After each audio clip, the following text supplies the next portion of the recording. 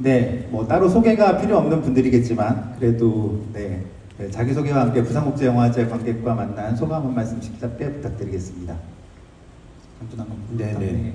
아니 들어오다가 제가 깜짝 놀랐어요. 이렇게 많이 오셨을 줄 모르고 이렇게 큰 극장인 줄 몰랐습니다. 아무튼 이렇게 영화의 도시 부산에서 또 이렇게 부고니아로 만나 뵙게 돼서 너무 반갑고 또 어떤 이야기 나눌지 너무 정말 기대됩니다. 반갑습니다. 네, 여러분 안녕하세요. 배우 이재훈입니다.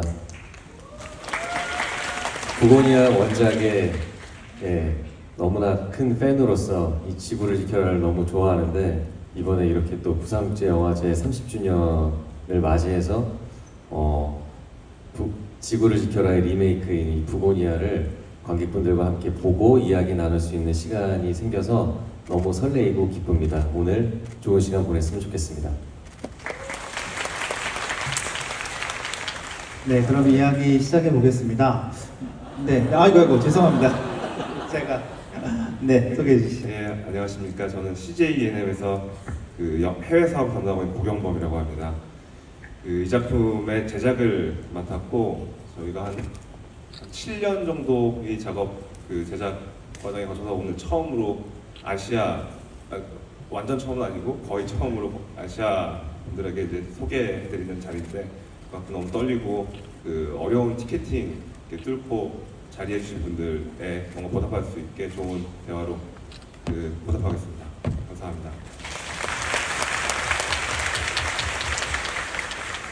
네, 그러면 이야기 시작해 보도록 하겠습니다. 먼저 이제 영화 상영 직후니까요. 영화 어떻게들 보시는지 너무 궁금합니다. 특히 장준환 감독님께서는 사실은 이 영화의 아버지 이시잖아요. 네, 감독님 머릿속에서 순수하게 창조된 영화였고 그 영화가 한국 영화 중에서도 제 기억에 올드보이 정도를 제외하면 거의 유일하게 헐리우드에서 리메이크된 영화 같은데요. 보신 소감만 한 말씀 부탁드리겠습니다. 저는 정말로 진짜 뭐 여러 가지 면에서 식상한 말이지만 감개무량한 것 같고요. 제가 20여 년 전에 이렇게 고민하면서 힘들게 막 만들었던 이 이야기가 다시 태평양을 건너 저 먼 땅에서 저렇게 멋진 배우들과 감독님에 의해서 재탄생됐다는 게 그것만으로도 저한테는 이제 좀 어떤 떨림과 스릴이 있는 것 같아요. 그래서 너무 한 장면 한 장면 정말 묘한 감정을 가지고 봤던 것 같습니다. 그리고 다 보고 나서 와 이렇게 뭔가 외계인들한테 DNA 조작을 받고 다시 태어난 지구를 지켜라를 본 듯한 같은 DNA인데 뭔가 조작되고 변형된 굉장한 변종이 나타났구나 이런 생각을 했습니다. 멋있었어요. 한 22년 전 영화니까요. 진짜 오래전 영화인데 보면서도 느꼈지만 되게 지금 봐도 그렇게 오래된 이야기가 아니라 지금 동시대성이 되게 있는 그런 이야기로 읽혔습니다. 이재훈 배우님은 몇 주 전에 한국영상자료원에서 이 영화를 되게 인생의 영화처럼 한 편 뽑으셔가지고 토크도 하셨는데요.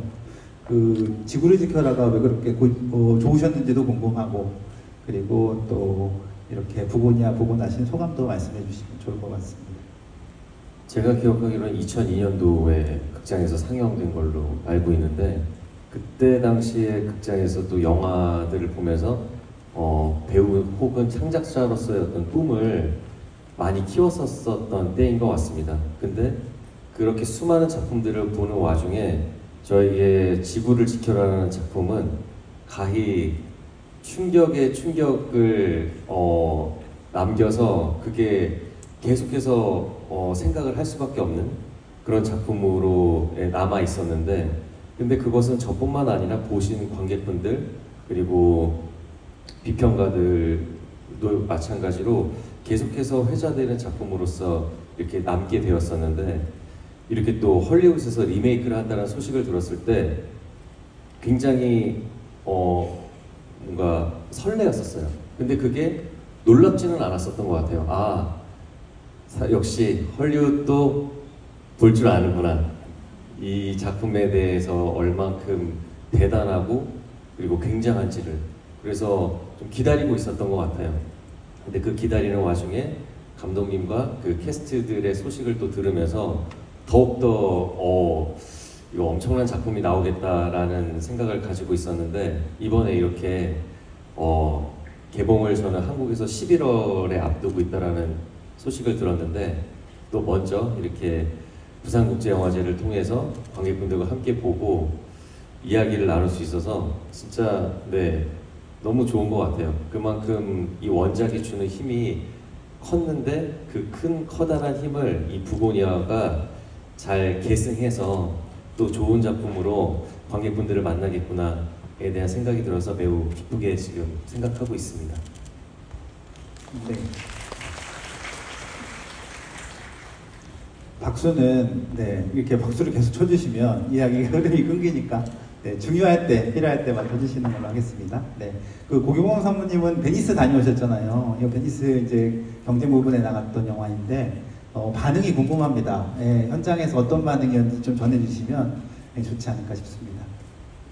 그 베니스에서 사실 저희가 이제 저희가 두 작품을 들고 왔는데 어쩔 수가 없다. 박찬욱 감독이 어쩔 수 네. 없다와 이 작품을 들고 왔는데 어떻게 정말 감사하게도 두 작품이 가장 영화제가 끝날 때까지 유력한 수상 후보로 계속 손꼽혔었습니다. 그래서 평점들도 그렇고 여러 이제 매체들 관련자분들이 이 두 작품은 꼭 수상할 거라고 이제 기대를 하셨었고요. 너무 뜨거운 반응이 있었고 비록 수상은 못했지만 굉장히 이 작품을 널리 알리는데 큰 어떤 계기가 됐고 이 원작이 가지고 있는 훌륭한 아이디어들을 전 세계인들에게 소개하는 자리여서 굉장히 좀 감회가 새롭고 감동적인 자리였습니다. 네, 아까도 뭐 잠깐 말씀드렸지만 사실 20년이 넘은 영화가 리메이크 됐는데 이 이야기가 지금 현재의 지구촌에서 일어난 상황 혹은 우리의 상황과 빗댈 수도 있고 심지어 되게 정치사회적으로 은유적으로 읽을 수 있는 이야기라는데 되게 좀 놀라기도 했거든요. 도대체 이 영화를 리메이크 하겠다는 생각은 어떻게 시작된 건지 그리고 아무래도 이제 리메이크 하는 과정이 그렇게 쉽지 않았을 것 같거든요. 자주 있는 일도 아니고 그 과정에 대해서 좀 설명해 주시면 사모님께서 주시면 어떨까 합니다. 사실 이 영화를 처음 저도 봤을 때 그때는 제가 영화 평론을 쓰고 있던 시절이었는데 그때 이런 훌륭한 아이디어와 아이러니로 가득한 영화를 관객들이 왜 많이 보지 못했을까? 왜 이런 거를 더 알리는데 어떤 기여를 하지 못할까? 이런 무력감과 여러 가지 마음이 있었는데 그런 고민들이 이제 마음속에 잠재우고 있다가 다시 영화 만드는 사람이 돼서 어느 순간 이제 저희 팀원들이랑 같이 저희 CJ가 그동안 만든 작품 중에 어떤 리메이크작으로 어떤 게 적절할까를 고민하다가 이 작품이 이제 지금 시대의 이 작품을 선보이면 그것도 전 세계 관객들 대상으로 선보이면 뭔가 어떤 유효한 반응을 이끌어낼 수 있겠다는 생각이 들었고요. 그 당시가 할리우드에서는 조금 지형의 변화가 있던 시기였습니다. 그래서 예를 들면 A24의 유전이라는 작품이라든지 이렇게 엣지 있는 아이디어를 갖고 있는 작품들이 작게 시작해서 크게 성공을 하는 어떤 진검승부로 뭔가 직접 아이디어 자체로 승부할 수 있는 환경이 있어서 이 작품도 그렇게 좀 할 수 있지 않을까 그런 생각들을 가지고 리메이크를 시작했고 그게 이제 벌써 18년에 시작이 됐고 그 후에 굉장히 좀 운이 좋게 이 작품이 갖고 있는 아이디어의 어떤 힘이라고 보는데 이걸 가지고 저희가 작가, 감독들에게 이제 다가갔을 때 모두 다 흔쾌히 이 작품에 합류를 했습니다. 그래서 예를 들면 그 잘 아시겠다 유전의 아리에스터 감독이 어느 날 미국에서 이 작품을 이렇게 소개하는 그 모더레이터 역할을 하고 있는 걸 저희가 어떻게 알게 돼서 이렇게 전화를 해서 이거 좀 저희랑 같이 이 작품을 만들어 보면 어떠냐 그래서 굉장히 흔쾌히 참여를 했고 그 뒤에 잘 아시는 석세션이라는 TV 시리즈를 썼던 작가 윌 트레이시 작가가 이 작품을 이제 좋은 시나리오를 썼고 그 이후에 석세션이 또 굉장히 성공을 하면서 이 작품이 더 이제 또 할리우드에서 주목을 받게 됐습니다. 그래서 그 할리우드 내에서는 한 21년 정도부터 굉장히 그 핫한 시나리오로 소문이 나면서 그 유명한 그 A급 배우들 분들한테도 참여하고 싶다고 연락이 오고 그런 좀 신기한 경험들을 계속 그동안 해오면서 이렇게 처음에 작은 독립영화로 시작했다가 이런 큰 중급 이상의 영화로 완성이 되게 됐고요. 이게 다 아까 말씀드렸듯이 이 아이디어가 가지고 있는 힘 자체가 계속 뭔가 에너지를 내뿜으면서 여기까지 오지 않았나 이렇게 생각이 됩니다.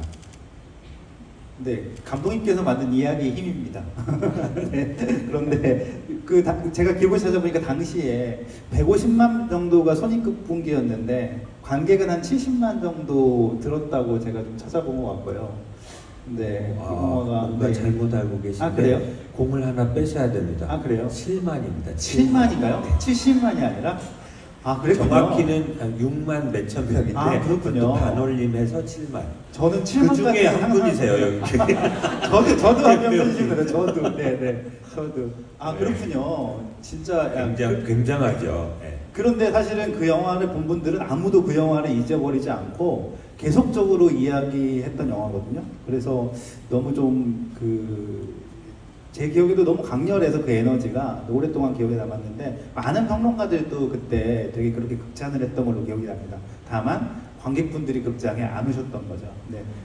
그런데 감독님께서 그러면 감독님 처음에 이거 리메이크 제안도 좀 받으셨는데 건강 문제도 좀 있으셔서 함께하지 못하셨다고 들었는데 처음 제안 받았을 때 이거 다시 만들면 이거 어떻게 만들어야겠다 뭐 이런 생각도 하셨나요? 어떤 느낌이셨는지 궁금합니다.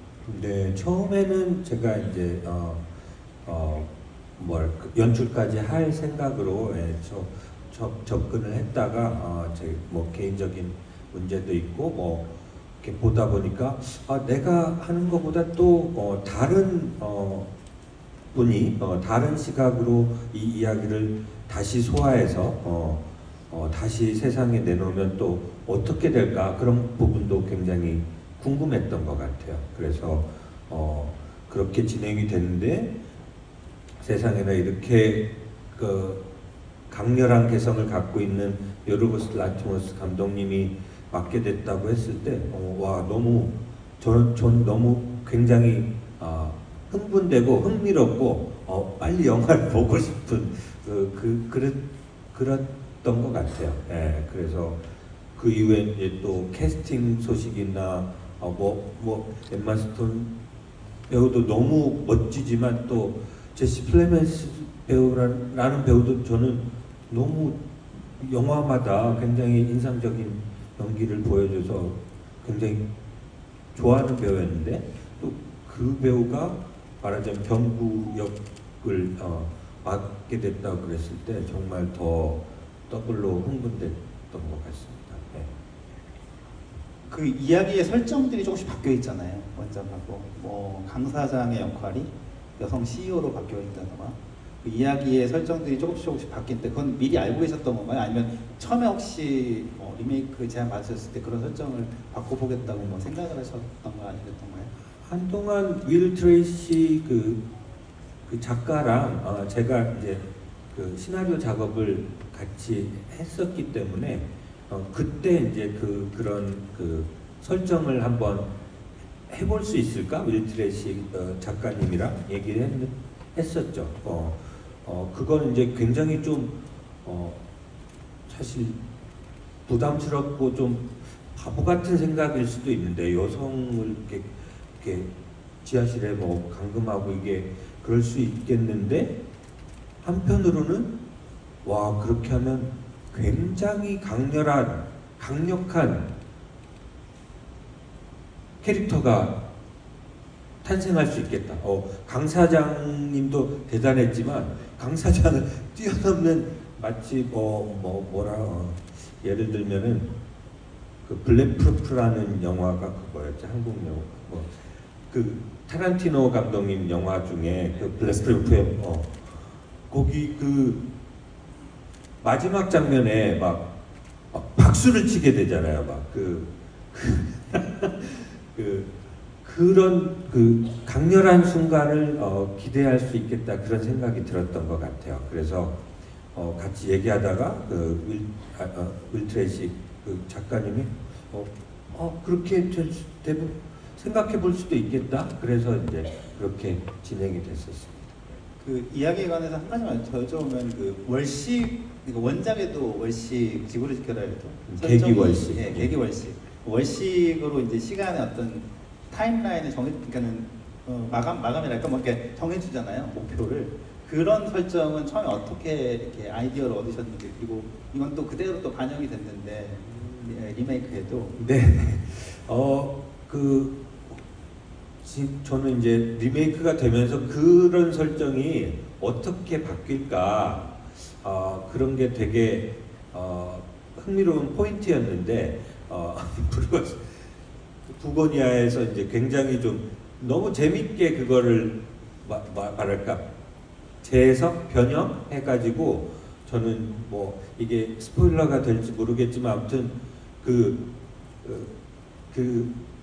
지구가 평평하다고 믿는 사람들이 아직도 있잖아요 인터넷에. 네. 그런 그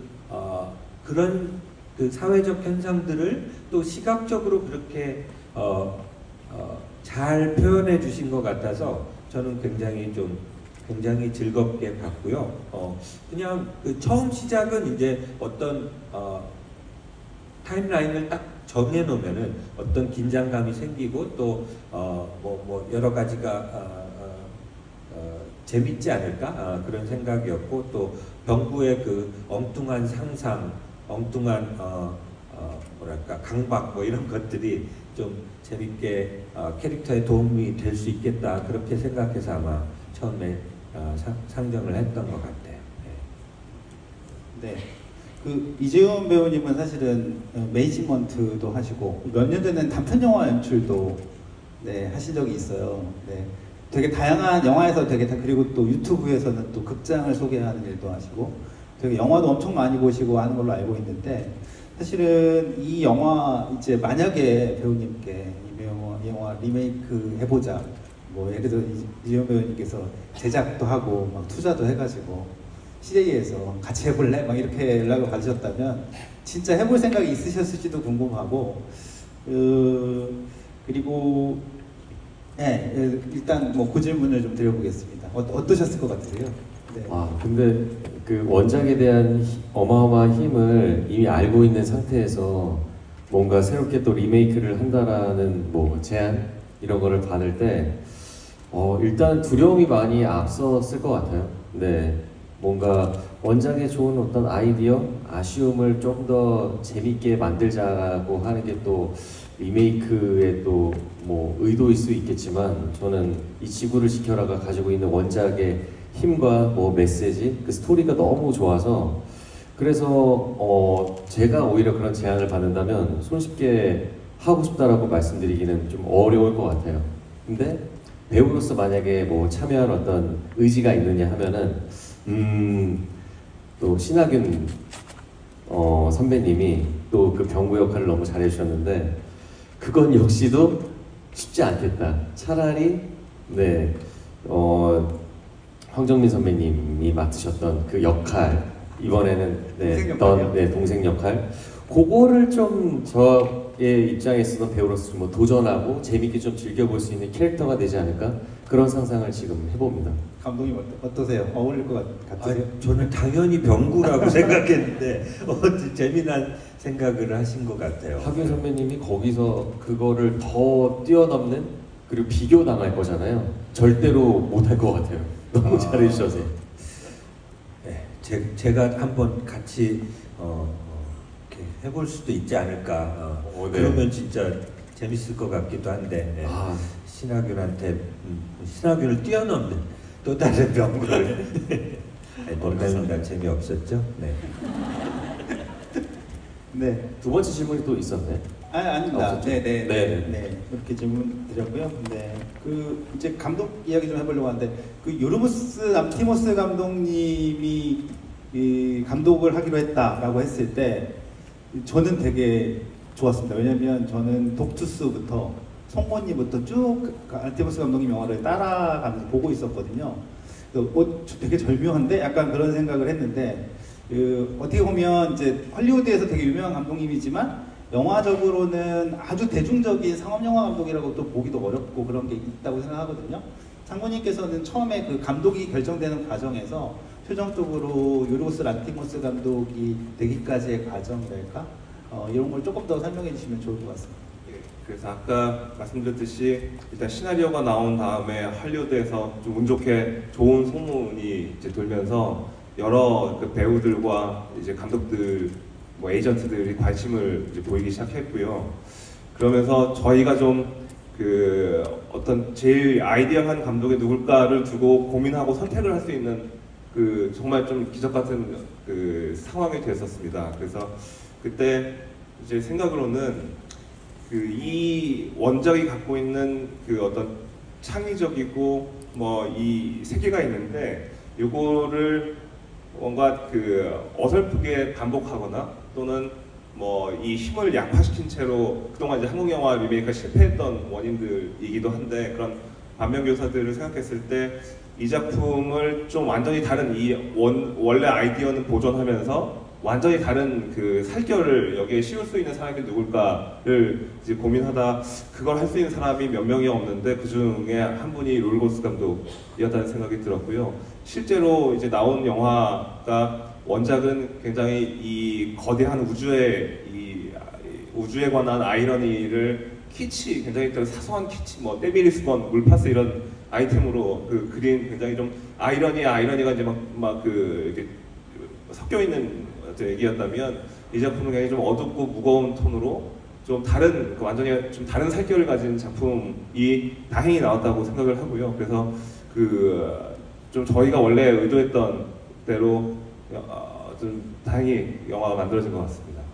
감독님 그 요르고스 감독님께서는 처음에 연락 받고 아주 흔쾌히 하셨나요? 아니면 좀 고민도 좀 하셨나요? 아니 그리고 이야기가 이제 감독님한테 가면서 조금 달라지기도 했나요? 그 과정이 조금 궁금한데. 네, 그 사실은 고민을 거의 안 하시고 정말 이 시나리오를 보시자마자 그 바로 이건 하고 싶다라고 거의 짧은 시간 동안 이제 오케이를 주셨고요. 근데 좀 문제는 감독님이 그 당시에 이 작품들이 뒤에 지금 두 작품이 밀려있던 시기였는데 보통 이제 이러면은 보통 다른 감독님께 가거나 또는 그럼 뭐 그냥 사양하거나 이러는데 이 작품을 꼭 하고 싶어서 뒤에 Poor Things랑 Kind of Kindness가 다 있었음에도 불구하고 이 작품 어떻게든 좀 하고 싶어 했고 그래서 뭐 저희도 기다렸고 그래서 결국은 이렇게 같이 하게 됐습니다.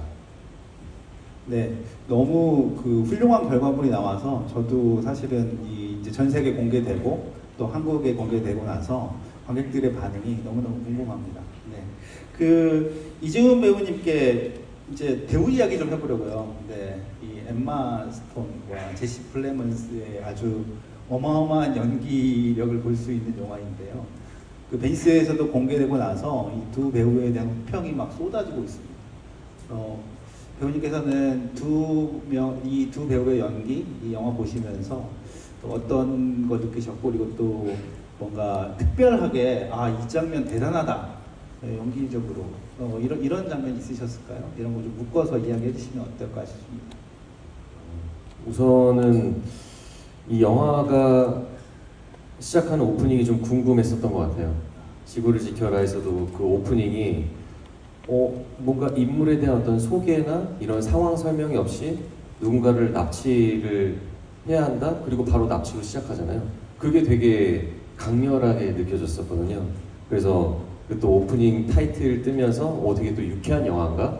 라는 또 상상을 하면서 또 영화를 봤었는데 부고니아는 과연 오프닝을 어떻게 시작할까에 대한 기대감으로 딱 보게 되었는데 그 엠마 스톤이 또 나오는 어떤 그 캐릭터 소개 그 과정에서 바이오 회사의 CEO고 막 철저히 자기의 어떤 삶의 루틴을 좀 지키면서 막 주짓수도 배우고 그러는데 그 앞에서 또 직원들한테 그런 이야기를 하잖아요. 저기 요즘 이야기하는 그 워라벨 일할 때는 일하고 쉴 때는 쉬어라. 예, 그러는 모습의 그 연기가 낯설지가 않았어요. 저도 아까 말씀하신 매니지먼트를 경영하는 입장에서 직원들한테 항상 얘기하거든요. 네. 너 하고 싶은 대로 쉴 때는 무조건 쉬었으면 좋겠어. 근데 뭐 할 거는 또 했으면 좋겠고 그걸 보는데 어떻게 엠마 스톤이 제가 비기가 된 것처럼 그렇게 하고 있지? 그래서 약간의 찔림과 반성을 좀 느끼면서 보는데 와 납치됐을 때도 호락호락하지 않잖아요. 네, 그렇게 강렬한 또 인상을 주는 그 연기의 그 과정이 계속해서 그 긴장감을 놓칠 수가 없었던 것 같아요. 그리고 저한테는 너무 또 충격적이었었던 게 이제 납치되고 나서 교신하는 것 때문에 외계인과 교신하는 것 때문에 이제 머리카락을 잘라야 한다. 그게 솔직히 또 그렇게 엄청나게 긴 머리를 이제 가지고 시작을 하셨을 텐데 너무나 그냥 시크하게 그 차 안에서 그 바리깡이라고 하면 안 되구나. 네, 머리 미는 걸로 그냥 하는데 저거를 그냥 배우님이 그냥 받아들이신 거잖아요. 그 용기와 힘이 그 가만히 그냥 누워 있는 것 자체만으로도 엄청나게 느껴졌어요. 그래서 와, 이 이후의 스토리가 어떻게 될까를 진짜 끝까지 긴장을 놓치고 볼 수밖에 없었던.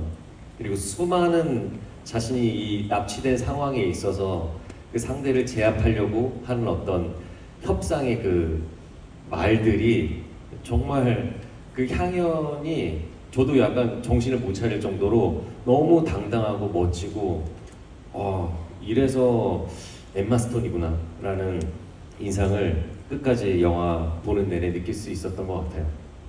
그리고 제시 플레먼스 같은 경우는 제가 브레이킹 배드라는 미국 드라마를 통해서 그 배우분을 인지를 했었고 되게 서늘하면서도 되게 나긋나긋한 표정과 말투의 연기 스타일이 주연 배우들을 압도하는 무언가가 많이 느껴졌었거든요.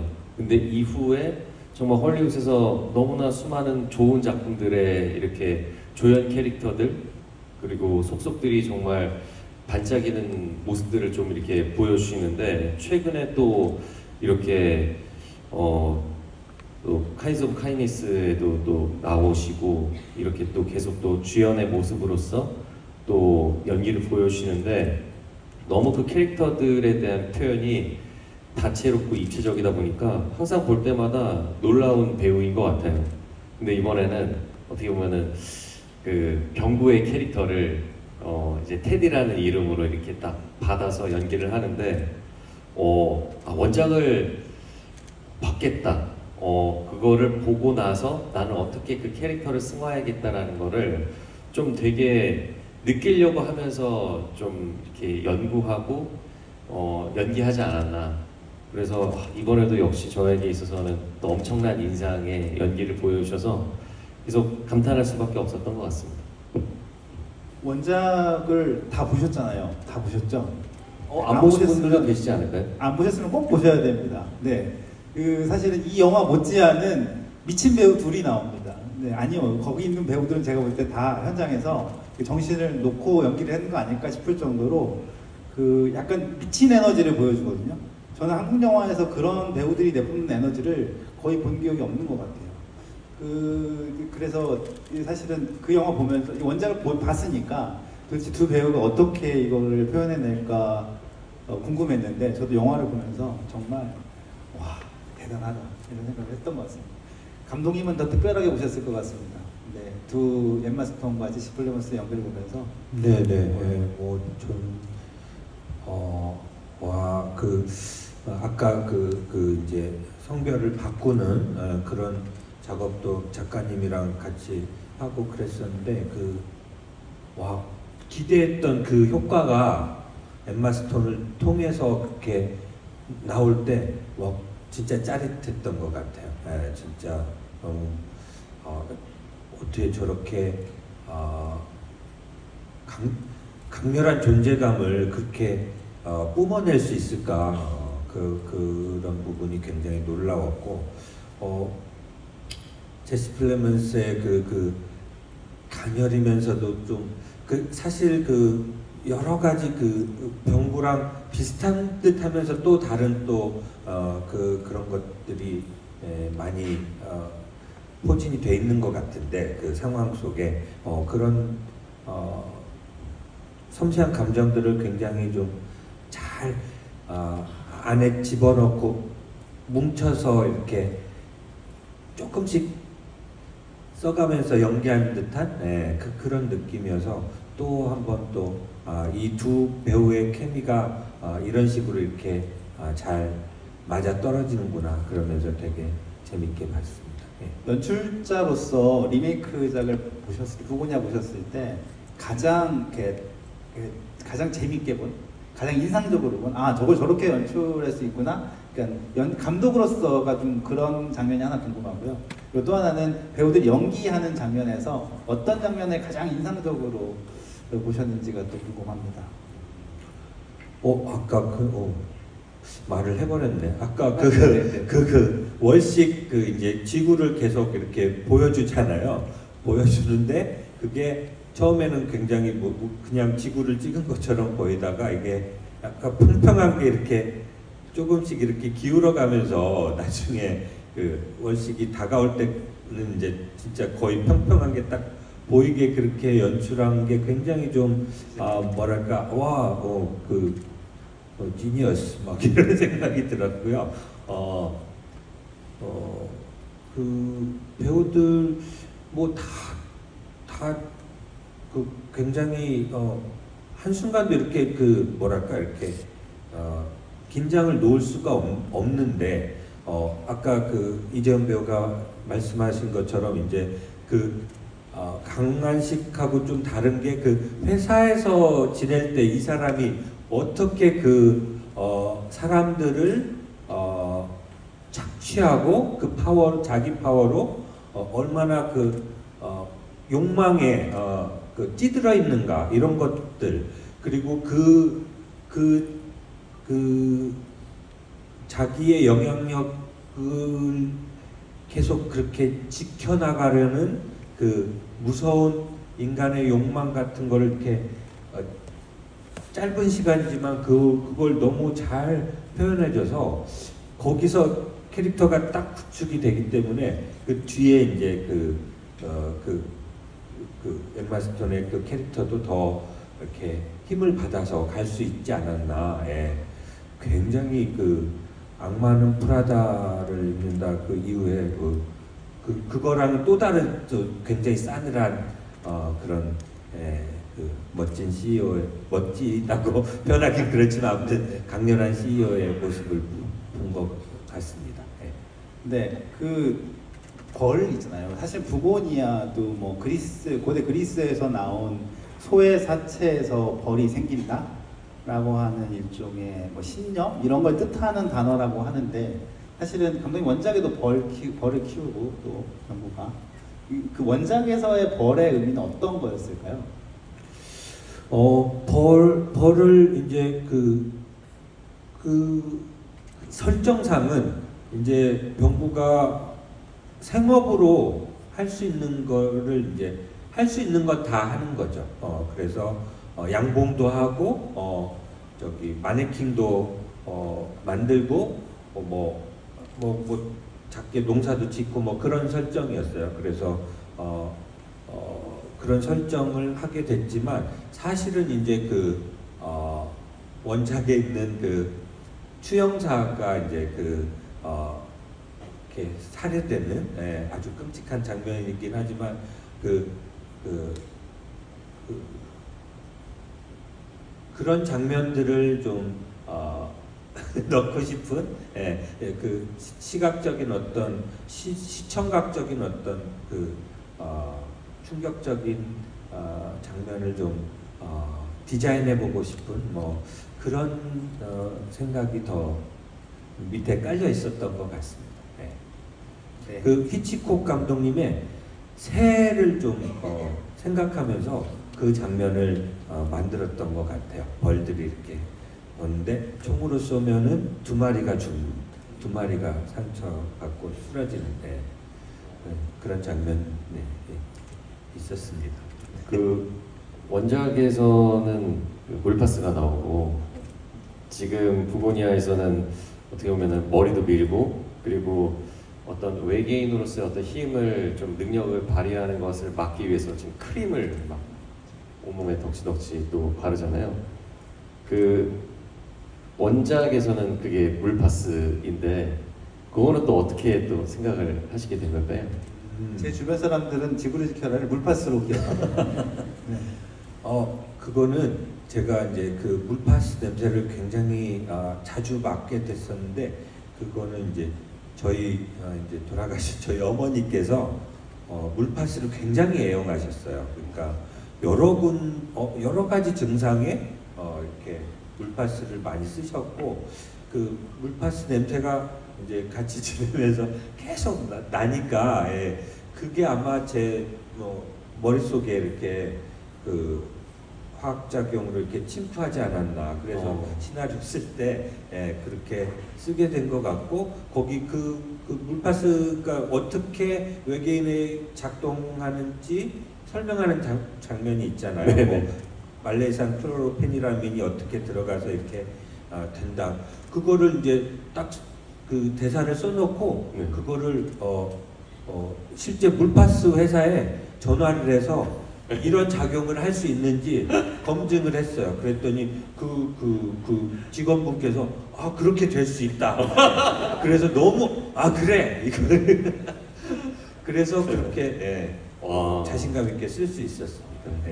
그러면 성모님께서는 그 원작이 있는데 그런 작용을 하는 물파스가 그 미국 사람들한테는 뭔가 좀 약간 생소한 그런 거였을까요? 네, 안 그래도 사실 그 부분이 처음에 이 작품 그 시나리오를 쓰면서 어려운 부분들이 그런 부분들이었는데요. 저희가 한국 사람들이 물파스에서 갖고 있는 이 냄새와 그 촉감과 이런 것들이 이제 미국에는 또 흔히 있지 않다 보니까 또 그대로 쓰기도 어렵고 이 원작의 이 기발한 생각을 또 그대로 쓰기도 어렵고 그걸 대체하거나 또는 하여튼 그거 이상으로 뭔가 그 좀 기발한 아이디어가 뭐가 있을까를 고민하는 게 굉장히 좀 큰 과제 중에 하나였던 걸로 생각을 하고 있고 고통스러운 작업을 그 원작이 워낙 훌륭하다고 좋은 기발한 아이디어를 갖고 있다 보니까 어려운 작업이었던 것 같고 그게 이제 그 항히스타민제라든지 다른 방식으로 좀 미국 사람들이 좀 더 그 친숙하게 느낄 수 있는 방법으로 그 로컬화를 시켰던 것 같습니다. 그 혹시 배우 캐스팅 과정에 대해서 좀 들려주실 이야기가 있을까요? 그 실제로 그 카인드 오브 카인드니스에 나왔던 두 주연이 사실은 다시 나온 셈인데 혹시 이렇게 관객 여러분들께 좀 공유해 주실 수 있는 이야기가 있다면. 그 사실은 아까 말씀드렸듯이 이 작품은 이제 그 시나리오가 할리우드에 좀 알려지기 시작하면서 배우분들한테 먼저 연락이 왔고요. 이 아까 여성 캐릭터 그 여성 이 지금 미셸이라는 캐릭터가 갖고 있는 어떤 매력, 이 강렬한 매력 때문에 굉장히 여배우들이 탐을 냈던 시나리오였던 것 같습니다. 굉장히 이걸 뭔가 연기하고 싶어서 굉장히 뭐 이름을 대면 알만한 분들이 다 이 역할을 연기하고 싶어했고 그래서 사실은 이제 그러던 와중에 그 아까 말씀드렸듯이 요르고스 란티모스 감독을 저희가 어태치하면 왠지 그 일타쌍피로 그 에마 스톤까지 같이 캐스팅할 수 있지 않을까 이런 생각을 사실 했었습니다. 내심 충분히. 예. 그래서 그때 그런 기대를 안고 사실 요르고스 감독님을 이제 그 어태치한 것도 사실 있는데 다행히 그 시나리오대로 엠마 스톤도 흔쾌히 이 작품 보자마자 그 뒤에 사실은 엠마 스톤은 봤지만 보고 그 큰 캐릭터의 매력을 느껴서 머리도 깎고 사실은 이 몸을 던져서 연기를 소화해 주셨고 굉장히 그 저희로서는 정말 그 어떻게 보면 이보다 더 잘 될 수 있을까 싶을 정도로 뭔가 순탄하게 그 모든 과정들이 뭐 시나리오 작가 선정부터 왔던 거기에 이제 마지막 활용 점정이 그 여배우의 캐스팅이 아니었나 싶습니다. 이 모든 건 이야기의 힘입니다. 네, 네, 그럼요. 정말 네 원작의 힘인 것 같습니다. 네, 이제 여러분들 질문도 좀 받아야 돼서 궁금하네요. 제가 최근에 본 영화 중에 이렇게 음악이 독특하면서 그런 개성 있으면서도 영화에 도움이 되는 정말로 어떤 시너지를 발휘하는 그런 음악이 있었나 싶을 정도로 굉장히 좀 인상적이었던 스코어들이고 활용 그 악기의 활용이나 이런 것들이 굉장히 좀 재밌었습니다. 저는. 네, 저도 마찬가지로 촬영적인 부분에 있어서 저는 되게 서정적으로 찍혔다는 인상을 좀 받았던 것 같아요. 근데 그런 부분을 음악이 주는 어떤 그 요소가 굉장히 적절하게 잘 배치가 돼서 이 영화가 주는 어떤 위얼드한 그런 부분들이 되게 잘 표현이 되지 않았나. 그래서 되게 인상적으로 듣고 또 보게 되었습니다. 음악에 대해서 하나만 말씀드리자면 사실 그 감독님도 이런 느끼는 것들이 어떻게 나왔는지 생각을 해보면 이 음악 작업을 요르고스 감독이 특이하게 영화를 보통 이제 보여주고 이 장면에 어울리는 음악을 작곡해라 이렇게 그 보통 이 작업이 이렇게 되는데 일부러 영화를 보여주지 않고 그냥 이런 컨셉 어떤 큰 컨셉 이런 걸 표현하고 싶다 정도만 말로 절대 일부러 안 보여주고 그것만 설명을 하고 음악을 그냥 작곡하게 했고요.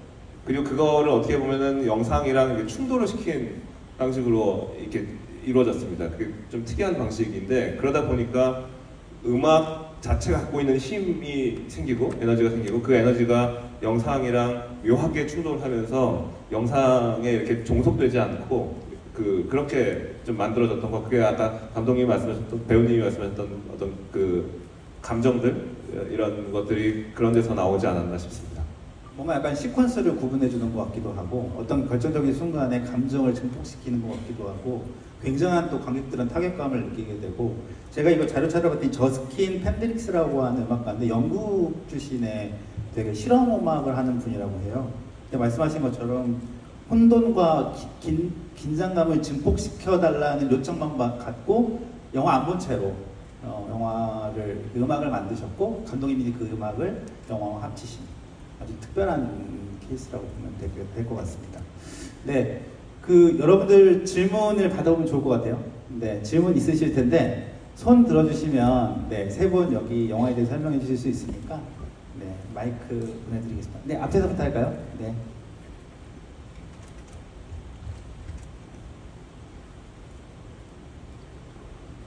네, 안녕하세요. 일단 정말 감사드리고요. 괜찮은 질문인지 모르겠지만 개인적으로 원작을 볼 때 그 오버 더 레인보우 음악을 정말 인상 깊게 항상 들었었거든요. 그게 이제 트랜스픽션 분이 부르신 것도 그렇고 뒤에 이제 버스에서 한 번 더 어레인지 되는 것도 그렇고 근데 이제 그 원작에서 그 음악을 고르실 때 감독님이 이제 이렇게 직접 고르신 건지 그리고 또 이 부고니아에서도 중간중간 되게 그런 분위기의 신나는 음악들이 전기 공연할 때도 삽입되고 하는데 그것도 이제 감독님의 영향이 있으셨던 건지 또 어떻게 생각하시는지가 궁금합니다. 제가 지구를 지켜라에서 오버 더 레인보우를 썼던 거는 뭐 영화에는 잘 보이지 않지만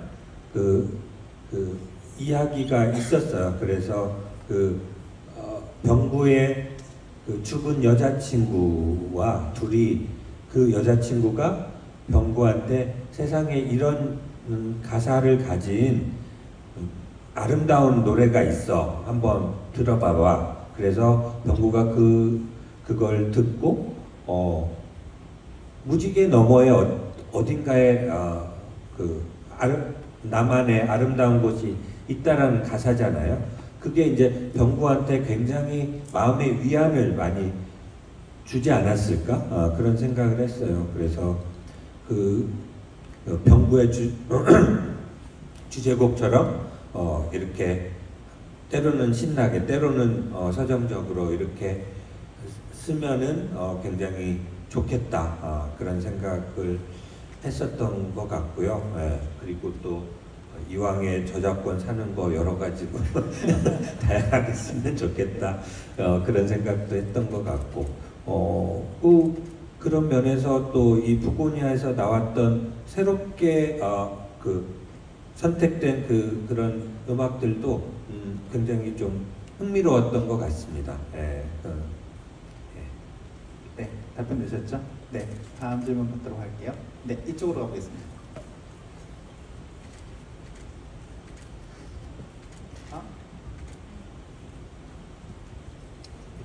네. 마무리가 된 질문 네. 하나만 더 받아볼까요? 죄송합니다. 네, 빨리 마무리하겠습니다.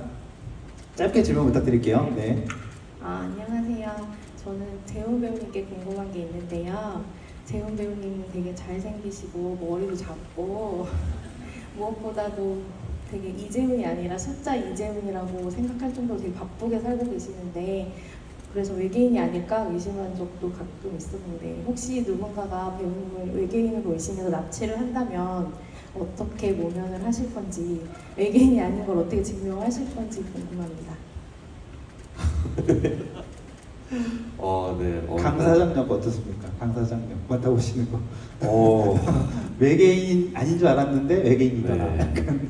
뭐 머리 밀었을 때는 일단 비주얼은 나쁘진 않은 것 같은데요. 네, 묶여서 아무튼 헐벗겨져서 계속 또 이렇게 당해하는 입장에 있어서 네, 굉장히 좀 답답해 하겠지만 그리고 배우분들이 또 너무 잘 해주셨는데 그거를 내가 뛰어넘는 뭔가를 보여줄 수 있을까 생각하면은 쉽지는 않을 것 같아서 차라리 납치를 당하는 것보다는 납치하는 쪽을 하는 게 더 뭔가 네, 역동적이고 재밌을 것 같다는 생각이 들고 제가 외계인이 아니라는 어떤 증거는 네 여기서는 밝히지 않겠습니다. 굉장히 당황하시는데요. 네, 제가 이 영화도 그렇고 지구를 지켜라를 최근에 이렇게 다시 보면서 그 전에는 뭐 UFO라고도 하고 요즘에는 미국에서 뭐 UAF? 네, 뭐 최근 영상 보셨죠? 네네. 미사일이 이렇게 또 미확인 비행 물체에 날아와서 이렇게 부딪혔는데 미사일이 터지지 않고 튕겨 나갔는데 그 UFO에서 파편이 3개가 떨어져 나갔는데 없어지는 게 아니라 그 같이 이동을 해서 가는 그 모습이 정말 뭐 그냥 그 본대로 그냥 팩트다라는 이야기가 저한테 되게 놀라우면서도 충격적이었는데 이 영화 보면서 느낀 부분이 인생이 진짜 한 번에 이렇게 종료가 될 수도 있겠구나 라는 생각을 하면서 지금 너무 바쁘게 살고 있고 하고 싶은 것에 대한 어떤 꿈을 쫓는 인생을 하고 있는데 그래도 만약에 오늘 인생이 종료된다라는 생각을 할 때 그래도 내가 제일 좋아하고 행복한 것을 선택해야겠다라는 생각을 이 영화들을 보면서 많이 느꼈었던 것 같아요. 그래서 좀 인생을 즐기려고 합니다. 이쯤에서 박수 이제 마지막으로. 네네네. 사실 원작도 그렇고 부고니아도 그렇고 음모론적 상상력에다가 순수한 광기랄까요? 뭐 그런 것도 있고 그리고 인간과 외계인의 어떤 차이, 구별, 뭐 이런 것들이 이렇게 막 하나에 뭉뚱그려져 가지고 아주 특별한 원작이 있었는데 이게 다시 리메이크된 걸 보니까 너무 흥미로웠고 그리고 이 영화가 곧 개봉하는데 되게 잘 됐으면 좋겠다. 요즘 한국 영화가 어렵잖아요. 그래서 또 CJ가 제작한 영화 잘 돼서 또 한국 극장에 관객이 많았으면 좋겠다는 생각을 했습니다. 네, 이제 마무리 인사하면 좋을 것 같은데요. 고경명 사모님께서는 CJ ENM 뭐 글로벌 리메이크와 관련해서 혹시 뭐 추가 계획 있으신 거 있으시면 공유해 주셔도 좋고 마무리 인사와 함께 그런 계획도 함께 좀 말씀해 주시면 좋겠습니다.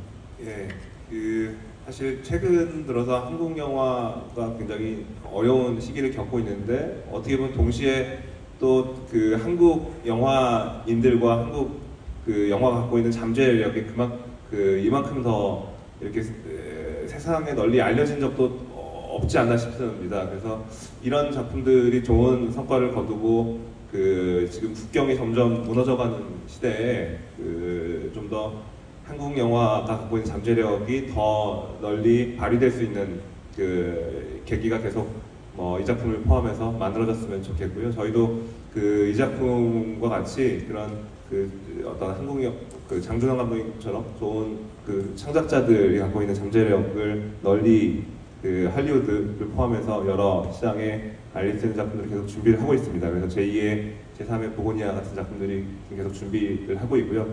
계속 그 많은 관심 보여주시고 사실 이 작품이 이제 저주받은 걸작이라고 흔히 죄송합니다만 감독님께 죄송한 표현입니다만 알려져 있는데 지금 그 저주를 그 사실 풀기 위한 노력으로 이제 이 작품을 만들었는데 그래서 이 작품이 미국에서 한국에서 개봉이 되고 그 저주를 풀 수 있게 좀 관객분들이 좋은 입소문 내주시고 스포일러만 제외하고 입소문 그 내주시고 그 여러분들의 입소문 통해서 그 점점 그 이렇게 널리 알려지는 영화이기 때문에 좀 잘 부탁드리겠습니다. 감사합니다.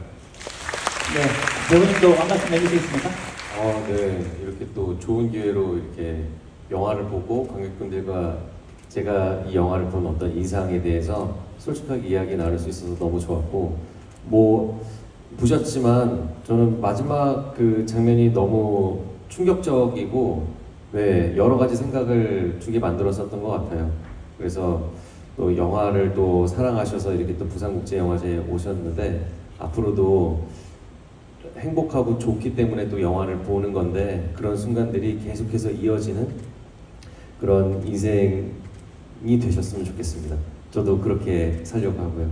그리고 11월에 이 부고니아가 개봉한다고 하는데 많은 사랑 받았으면 좋겠고 동시에 이 부고니아를 통해서 지구를 지켜라를 다시 또 사람들이 이야기하고 꺼내볼 수 있는 계기가 되었으면 좋겠네요. 오늘 와주셔서 감사합니다. 재개봉을 위해서. 네, 모두 네 감독님 마지막. 네. 이제 시간이 좀 촉박한 것 같은데 아무튼 이렇게 저는 이번 지구를 부고니아 통해서 이재훈 배우님이 이렇게 지구를 지켜라를 좋아하시는 팬이었다는 걸 알게 된 게 저는 커다란 소득이고 이렇게 멋진 배우가 이렇게 제 작품을 그렇게 오랫동안 좋아해 주셨다는 게 정말 감사드리는 부분이고 또 이렇게 다시 재탄생해서 이런 관객분들과 또 부산에서 이렇게 새롭게 만날 수 있었던 이 자리도 아마 오래오래 기억에 남을 것 같습니다. 와주신 관객 여러분 정말 감사드리고 부산영화제 충분히 즐기고 재밌게 즐기고 돌아가셨으면 좋겠습니다. 감사합니다. 네, 이상 마치겠습니다. 세 분께 큰 박수 부탁드리겠습니다. 감사합니다.